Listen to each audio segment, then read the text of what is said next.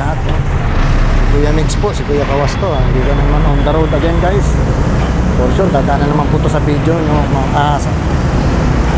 For sure, dadaan na naman to. I-video ko pala, no? Sa wall nyo, guys. Iba pa talaga pagka, actual, no? Kasi walang script yan. So, ayan. Magdaan sa wall natin, tapusin lang ho natin. Kaya lang pag sobrang haba ho, kasi minsan hindi na ho pinapanood na lang mga tao.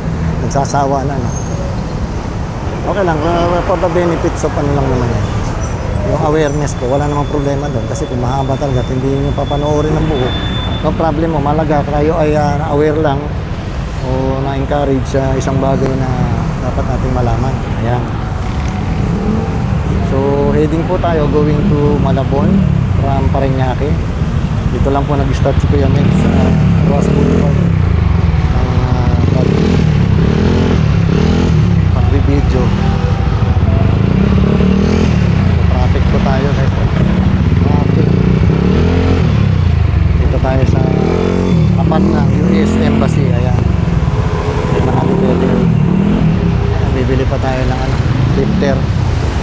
Kaya hindi nyo pa ho makikita muna sa akin ho kayo muna. Hindi nyo pa makikita yung kakalsadahan.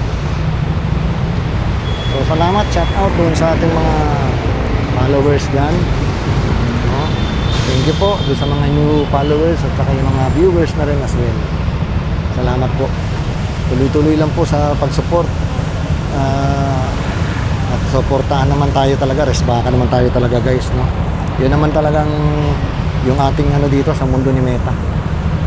So napakabuti po nung nangyayari po sa atin na tayo nagtutulungan kasi nagpo-promote po tayo ng dyan, parang bayanihan ba, which is maganda po. Ayan. So guys, pasensya na kayo dun sa mga sana pasensya nyo na yung mga video ko, no? Yung mga huwag nyo na pong ibas. Lalo na po yung ating mga pampagood vibes, kasi siyempre yan naman po alam natin na hindi po tayo yan, yung mga nagsasalita. Siyempre dab lang ho yan, yung expression ng mukha natin, yung paggawa natin ng content as a whole, kabuuan, yun po yung impact. Views po yun, views. Okay, so sana po supportan po, baka pwede nyo pakishare mga lords, mga followers natin dyan, mga viewers sa ibang bansa po dyan, mga ma'am, sir. Pwede pakishare yung magugustuhan nyo lang kasi maganda naman, no? Yung mga medyo may problema nyo mga kaibigan, padala nyo na lang. Hindi pa ho yata ako artista, no? Sabi nila pag nagaganyan ka rin, artista ka. Ganun ba yun? Kasi umaarte daw ho kayo. You are pretending on something, no? Parang nagpe-pretend ka na kung sino man kayo. Okay? So yun lang, guys, sana tuloy-tuloy lang. Lahat naman po kami dyan humihingi ng support sa inyo. Kahit nga po yung mga malalaking content creator na dyan na kumikita na, still promoting, no, yung kanilang mga account, humihingi pa rin ng patuloy na, kasi yan habang the more na followers na marami is the more of course yung monetizing nila mas malaki, monetize sila mas malaki. Ito naman po ito na lang po yung aming ways, isang ways na para maitaguyod yung madagdag sa pamilya at the same time para sa akin kasi hindi ako kagaya ng ibang mga vloggers dyan o yung mga na pagkakumita na, guys, is yung sarili na lang ang iniintindi. Ayan, no? Tayo po hindi isa po yun sa aking objective o goal pala na magkaroon ng charitable work o charity vlog po gagawin. Pero as of the moment dito po muna tayo, stepping stone po muna. Siguro nagtataka, guys, yung iba dyan, lalo na yung mga kakilala ko, yung mga marites kong kapitbahay, yung marites at marisol kong mga kaibigan. Bakit ba ito naging linya ni Sir Mexi at Mix? Kasi tututusin ako po ay networker as well, yung tawag doon, motivator, and so yun po, paano ko, siyempre yun na, mayroon po tayong maliit na pangkabalaan para hindi tayo pabigat sa lipunan, guys. Baka nagtataka ibang mga members ko, yung mga at ganun ang naging way of yung way natin ng mga terminologies natin nababago, bakas, bahay, paakap, yung mga ganun, respa. Ba't ganito naging naging ano nila. Kasi po, yan po talaga yung ano dito, no? Parang kumbaga sa mga sundalo or na call sign po yan.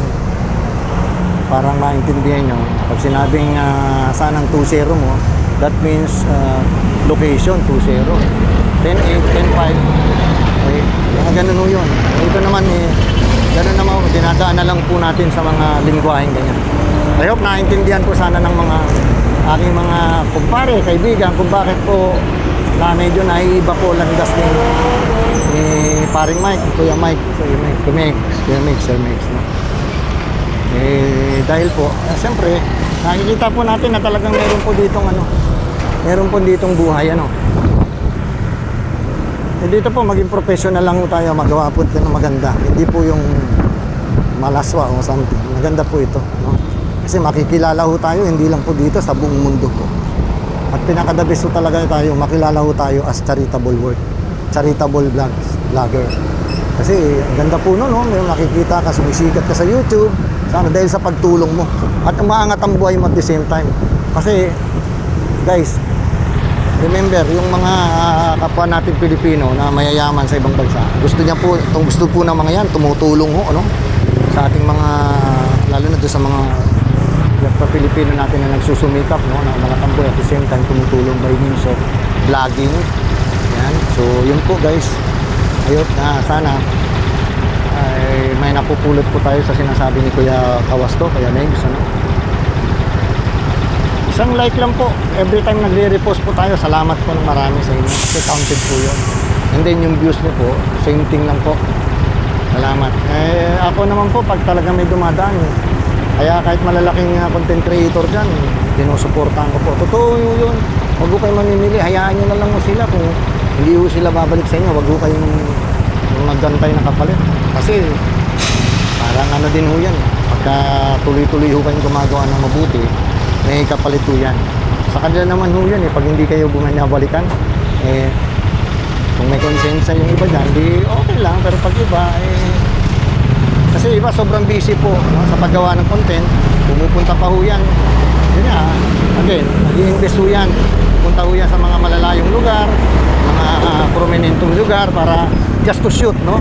Para just to vlog, to make a vlog. So,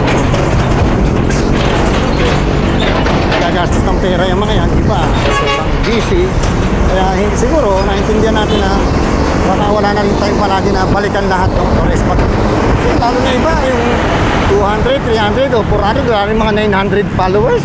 Guys, hindi mo na yata mabuksan yun sa dami. Okay? So, kaya pag nag-PPM po yung mga in general na, pag nag-address ng pagpapasalamat po. Alam guys, maintindihan ano.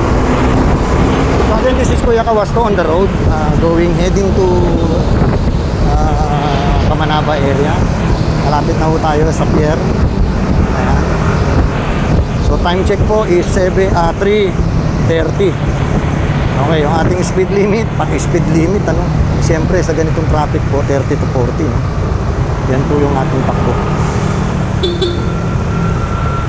Okay, so shoutout din sa ating mga riders dyan na makakapanood if ever. Medyo yung ating pagdidisiplina sa sarili, atin pong pakatandaan. Papasok po tayo, wag yung pasok ng pasok. Tutuo tayong bumusina. Just to, alam nyo na, para malaman na nandyan ho kayo, kakaliwa o kakanan, aware ho sila kasi dahil nagbigay ho kayo ng signal. Okay? Kakanan, kakaliwa, wag ho basta-basta.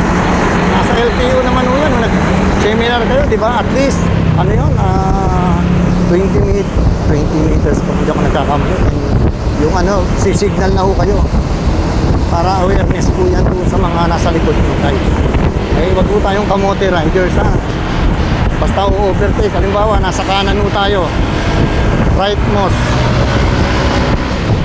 tapos kakaliwa kayo, bigla meron sa gitna, tatamaan po kayo noon. Wag po tayong maging kamote ha. Buti kung papasukin nyo mabibilis ang motor nyo, kung mabagal patay tayo dyan, aabutin ho kayo. Okay, so ang mangyayari, disgrasya sa kalye. Ayan. Okay, so paalala na po mga riders, Iwasan po natin maging kamote. Ako po, kahit paano, kahit minsan, naiisip ko yun, nagagawa ko. Pero minsan, kaya minsan, nag-apologize ako by simply taas niyo po yung left and right ng kamay. Pag medyo naka-overtake kayo, medyo paningin nyo, medyo mali. Taas ang kamay, alam na po, understood, sorry.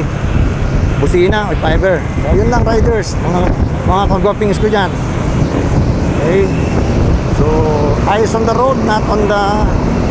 Kaso, hindi naman ho kotse to, at saka jeep. Hindi naman leg, ano. Maingat po ito mga kamusto, mga ka-riders, mga... Again,